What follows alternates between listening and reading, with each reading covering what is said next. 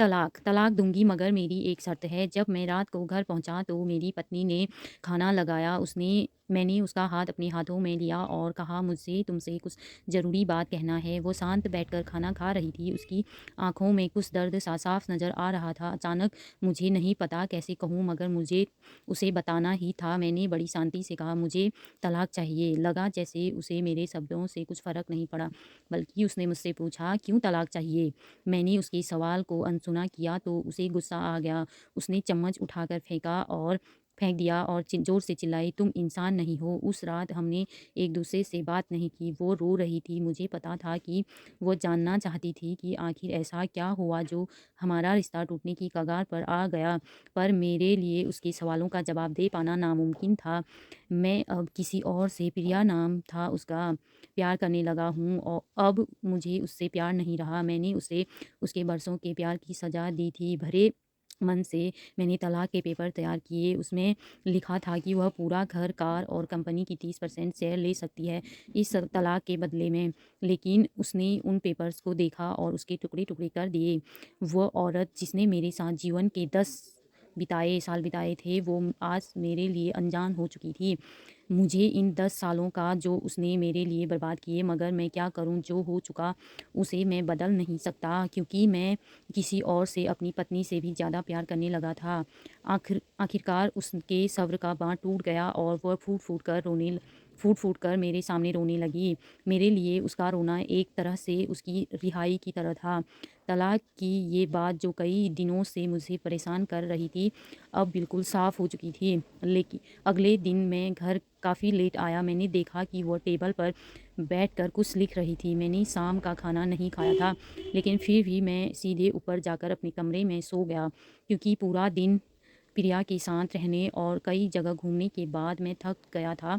वो शायद रात को उसी टेबल पर लिखते-लिखते सो गई थी। सुबह उसने तलाक देने की शर्तें बताई। वो मुझसे कुछ भी लेना नहीं चाहती थी। उसे सिर्फ़ तलाक से पहले 1 महीने का समय चाहिए था। उसने आग्रह किया कि इस 1 महीने में हम दोनों वही पुराना वाला जीवन जिएँ जितना संभव हो सके, क्योंकि आने वाले महीने में हमारे बेटे की परीक्षा है। वह नहीं चाहती थी कि हमारे टूटे रिश्ते का प्रभाव उसकी पढ़ाई पर पड़े। मुझे भी यह ठीक लगा, मगर वो कुछ और भी चाहती थी। जैसे शादी के दिन मैं उसे उठाकर अपने शयन कक्ष तक ले गया था, उसी तरह हर रोज़ 1 महीने तक मैं ऐसा शयन कक्ष से उठाकर मुख्य द्वार तक ले जाऊं।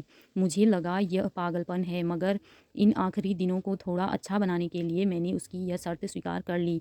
मैंने प्रिया को अपनी पत्नी की सभी शर्तें बताई। वो हंसने लगी। उसे लगा मेरी पत्नी कितने भी तरीके अपना ले, तलाक होना तो तय है। मेरी पत्नी और मैं किसी से भी इस दौरान नहीं मिले थे, लेकिन उस दिन जब मैं उसे पहली बार उठाकर गेट तक लेकर गया तो हम दोनों काफ़ी अजीब महसूस रहे थे। पीछे से हमारा बेटा भी खिलखिला कर खुश हो रहा था। अगले दिन यह काम थोड़ा सामान्य और आसान हो गया। वह मेरे सीने से लगी थी और मैं उसकी खुशबू महसूस कर रहा था। ऐसा लगा जैसे कई दिनों बाद मुझे ये खुशबू मिल रही थी, या फिर कई दिनों से मैंने उसके होने का महसूस नहीं किया था। पहले जितनी उसमें वो कसाव नहीं था और चेहरे पर कुछ हल्की झुर्रियाँ नज़र आ रही थी और बाल भी सफ़ेद होने लगे थे। ये वही औरत थी जिसने अपने जीवन के 10 साल मुझे समर्पित किए थे। चौथे दिन जब मैंने उसे उठाया तो वो पुरानी रोमांच लौटने लगी थी। 5वें और छठे दिन वो पुराना प्यार फिर जागने लगा। मैंने प्रिया को इस बारे में कुछ नहीं बताया था। अब उसे उठाना और आसान हो गया था। शायद हर रोज़ यह सब करने का मैं आदी हो गया था। एक दिन वह अपनी पसंद की साड़ी निकाल रही थी, लेकिन कुछ ख़ास नहीं ढूँढ पाई। उसने साँस भरते हुए कहा कि उसके सारे कपड़े बड़े पड़ने लगे हैं। तब मुझे पता चला कि वह काफ़ी दुबली हो गई है और इसलिए मैं उसे आसानी से उठा पा रहा था। मेरे दिल को एक झटका सा लगा। उसने अपने दिल में काफ़ी सारा दर्द छुपा रखा था। पता नहीं कैसे मैं आगे बढ़ा और उसके सर को छूकर देखा। अचानक हमारा बेटा आया और बोला कि पापा, ये तो मम्मा को उठाकर बाहर ले जाने का समय हो गया है। उसके लिए अपने पापा द्वारा मम्मी को इस तरह उठाकर ले जाते हुए देखना जीवन का अभिन्न हिस्सा बन गया था। मेरी बीवी ने हमारे बच्चे को बुलाया और ज़ोर से उसे गले लगा लिया। मैंने अपना चेहरा दूसरी तरफ कर लिया। मुझे लगा कहीं मैं अपना निर्णय बदल न बदल लूँ। मैंने अपनी पत्नी को रोज़ इस तरह उठाया और बेडरूम से अ, सी सिटिंग रूम होते हुए हॉल तक लाया। उसने प्यार से अपने दोनों हाथ मेरी गर्दन के आस-पास रख दिए। मैंने उसे ज़ोर से पकड़ रखा था, बिल्कुल हमारे सुहागरात की तरह। मगर उसका इतना कम वज़न मुझे परेशान कर रहा था।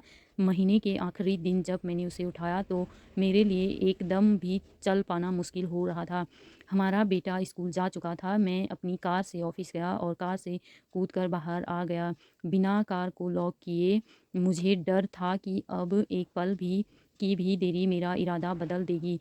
मैं ऊपर गया, प्रिया ने दरवाज़ा खोला और मैंने उससे कहा, सॉरी प्रिया, अब मैं अपनी पत्नी से तलाक नहीं लेना चाहता। उसने उसे देखा और मेरे सिर पर हाथ फेर कर कहा, तुम्हें बुखार तो नहीं है? मैंने उसका हाथ हटाया और कहा, सॉरी प्रिया, अब मुझे अपनी पत्नी से तलाक नहीं चाहिए। हमारी शादीशुदा ज़िंदगी शायद हम दोनों के ध्यान न देने की वजह से बोरिंग हो गई थी, लेकिन इसका मतलब यह कतई नहीं कि हम एक दूसरे से प्यार नहीं करते। अब मुझे एहसास हुआ है कि जिस दिन मैं उससे शादी करके अपने घर लाया था, उस दिन से जीवन के आखिरी दिन तक मुझे उसका साथ निभाना है। प्रिया के होश उड़ गए। उसने मुझे एक ज़ोरदार चाँटा जड़ दिया मेरे मुँह पर। वह रोने लगी और दरवाज़ा अंदर से बंद कर लिया। मैं सीढ़ियों से नीचे उतरा और आकर अपनी कार में बैठ गया। आगे एक फूल वाले की दुकान पर रुका और अपनी प्यारी पत्नी के लिए एक सुंदर सा गुलदस्ता लिया। दुकानदार ने पूछा कि इस पर क्या लिखना है? मैंने मुस्कुराते हुए कहा कि मैं तुम्हें जीवन के आखिरी दिन तक यूं ही उठाता रहूँगा, मेरी अर्धांगिनी।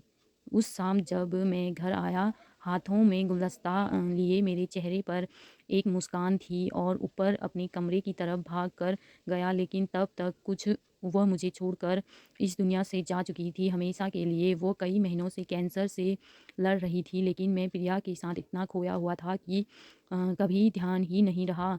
उसे पता था वह जल्द ही मुझे छोड़कर जाने वाली है, इसलिए वह मुझे और मेरे बेटे के रिश्ते को टूटने से बचाना चाहती थी। मैं नीचे उससे तलाक लेना चाहता था। मैं नीच उससे तलाक लेना चाहता था, लेकिन फिर भी उसने मुझे अपने बच्चे की नज़रों में एक प्यारा पति और पिता बना दिया था। जीवन की छोटी-छोटी बातें रिश्तों में बहुत रखती हैं। बड़ा घर, वही बड़ी कार और बैंक बैलेंस, ये खुशियाँ का हिस्सा ज़रूर बन सकते हैं, मगर अपनों के बिना इनकी कोई कीमत नहीं। अगर यह कहानी पसंद आई हो तो लाइक शेयर करें। मेरे चैनल पर पहली बार आए हैं तो दोस्तों मेरे चैनल को सब्सक्राइब करना ना भूलें। धन्यवाद। राधे राधे।